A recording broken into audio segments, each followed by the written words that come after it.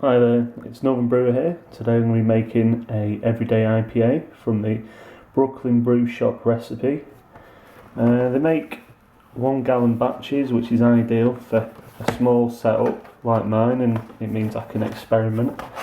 It's an American book, so all the recipes calls for American quarts, pounds and ounces.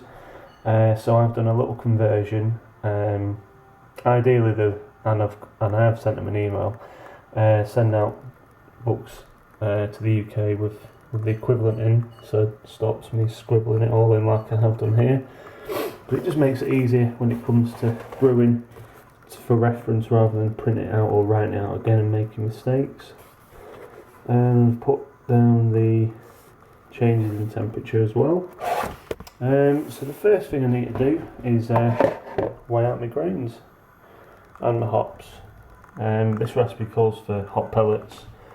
They're really handy compared to the big full leaf hop in such a small batch, and 3 grams for each additional make to the brew is very small and very handleable. And in this case I'll be using Cascade and Columbus hops, and they're vacuum sealed. I've used them before and they recommend freezing them, so I taped them up as best I could and popped them in the freezer. Alright, so the next stage is getting some sparge water. This recipe calls for American 2-row malt, caramel 20, Victory and Munich. But because we're in the UK, a lot of those, particularly the American and the Victory, hard to come by, nigh on impossible to get in the UK unless you've got inroads into the brewing industry. So I did a bit of digging online, and essentially I used Maris Otter from a 2-row malt, and I also used some lager malt because I don't want a too dark a colour, and they haven't been kilned to a great degree and they give the most amount of sugar. For the Victory malt, the replacement for this, I've used biscuit malt, which is ideal, and I've also got Munich malt, which they asked for. So out of the whole recipe, there's only Munich malt which is actually part of the real deal. So I've weighed out my grains here, and so now I'm going to warm up the water as per instructions to, let's have a look, 71 degrees in 2.5 quarts, US quarts, which is 2.36 litres.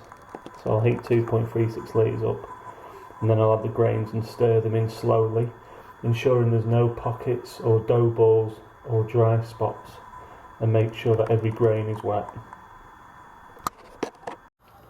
So after I've weighed my grains, I also weighed up my hop pellets. They asked for 0.1 ounce, 0.5 ounces of Cascade hops divided into fifths. It comes out about 2.83 grams. Now my scales only do 1 decimal place, so I just rounded up to 3. I know it's not exactly scientific and there is going to be more hops in there, but given that it's an IPA, I don't think that's a bad thing. And I've divided them up into all the different additions, just so it makes it easier come chucking them in. And I've got my Columbus over here separate because that's first and I don't want to get them mixed up. So my water's coming up to temperature, should be ready in about 5 minutes.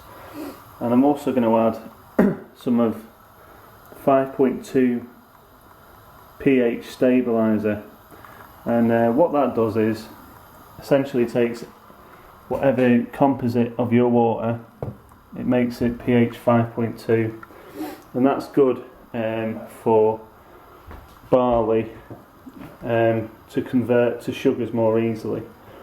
5.2 is an ideal place to be and to have your pH.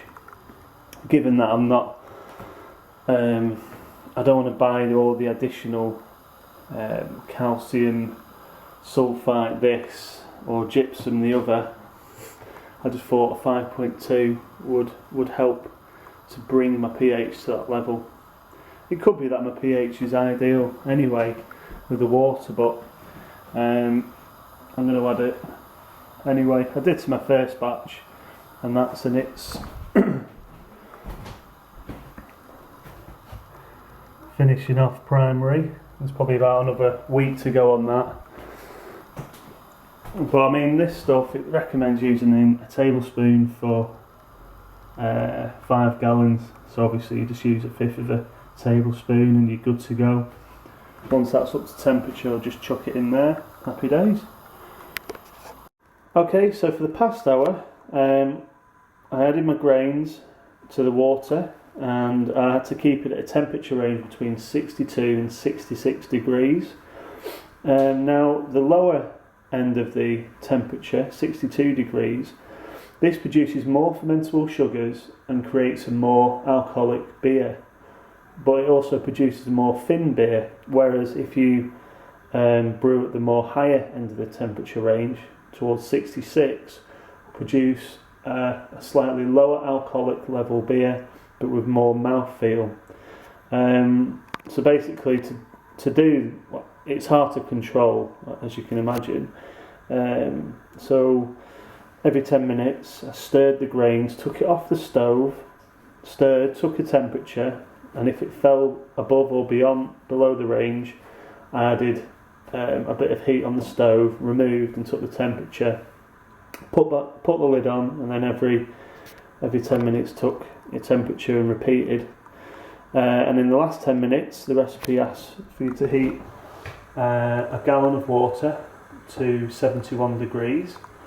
And at the end of the 60-minute cycle, for the mash here, I'll return to the gas, heat up to 76 degrees whilst constantly stirring, then turn off the heat. This basically allows what you've now got Wort, which is the basis of your beer, to become more fluid as it's a higher temperature, and ensures that the sparge water can run and be the most efficient through the grain bed, which I'll show you later. Cheers. So the next step is I poured the grains and wort into a sieve into here, then I placed the sieve back on there and poured the wort through there. A bit tricky, and I got a bit on the floor, so be careful. And like I say, I've heated this water up to 76 degrees as per the instructions, and then I'm going to pour it in a bit of time into here and then circulate over the grain bed evenly. Last time I used a watering can with the fine spout, which had sanitised, but I found it was too slow, and then I ended up taking off the nozzle and just having the spout, but this time I'm just going to use the standard Pyrex and see how we get on that way. So I'm gently just trying to pour evenly and slowly over the grain bed.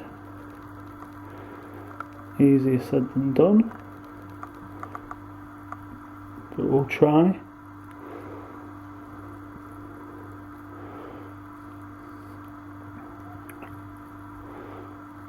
And repeat this process until all the gallon has been recirculated, and then I'll transfer the sieve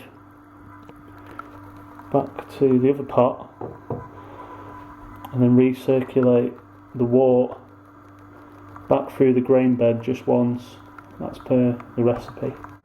So after straining the grain bed of all the wort, I've ended up with just over 4.5 litres, which is perfect for a 1 gallon batch pre-boil, as you lose around 20%, so that should put me around the 3.5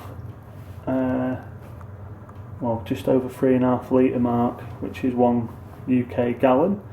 So what I'm going to do now is I'm going to stick the gas on full blast, and once the head starts to foam, I'll add my first amount of hops and reduce the heat to a rolling boil. The first IPA I did fell short of about 500 to 600 mils, and I think that's because my low rolling boil was different. It was too hot, and I lost efficiency. But anyway, we'll see how we get on this time. I'll bring you back when I've got to add the old hops. Whilst this is starting to get towards a rolling boil, as you can see the foam on the head's starting to build. I'm going to talk about the hop that we include. Columbus is basically a high alpha acid bittering hop. 3 grams are going in at the start of the boil, and then Cascade after 15 minutes, 15, then 5 minutes before the end, and then at flame out. So I'm going to check the temperature and get ready to make my first addition. And I've also got my little timer on here just to so I know exactly when to add the hops, so it keeps things simple. So we're just about nearing the end of the boil. We've just got one last amount of Cascade hops to add at flame out on the 60 minutes, which is just about a minute away. And I filled sink with ice cold water. Going to throw in a few ice cubes as well. And then what we want to do is get the wort cooled down to around 70 degrees. Should take about half an hour according to this, and at 70 degrees that's an ideal pitching rate for yeast. So I'll strain it through this into my fermentation bucket, add the yeast, give it a good stir, good aeration, and put the lid on and we're done. So after finishing my ice bath, it took around 20 minutes to get to 21 degrees. I fished out my bucket, which had been in Starson solution in the bathroom in a 5-gallon tub, and I had my sieve, put it on top, which was also sanitised, poured the wort through from a great height through the sieve. It caught a lot of the end addition hops along with other bits and pieces, and I used the other half of the yeast from this pack, because you only need to use half a packet for each. And by pouring it from a good height, it aerates the wort and gives the yeast useful oxygen for it to do its thing. So I popped the lid on, not too tight so it doesn't blow up once it starts fermenting, and I did a little gravity reading just before I pitched the yeast, and as you can see or not see, it's about 1.052, so that's pretty cool. So now we're just going to wait and see if we get some action. Alright, cheers. Thanks for viewing this video. You can catch me on my blog, thenorthernbrewer.co.uk, and I post all sorts on there, from the beers I've tried, brewing equipment, and some articles. It's not been going long, so there's not heaps, but there's enough to have a quick browse at. And please leave a message on there on anything you want to ask me or talk about. Feel free. Alright, Northern Brewer says cheerio, bye.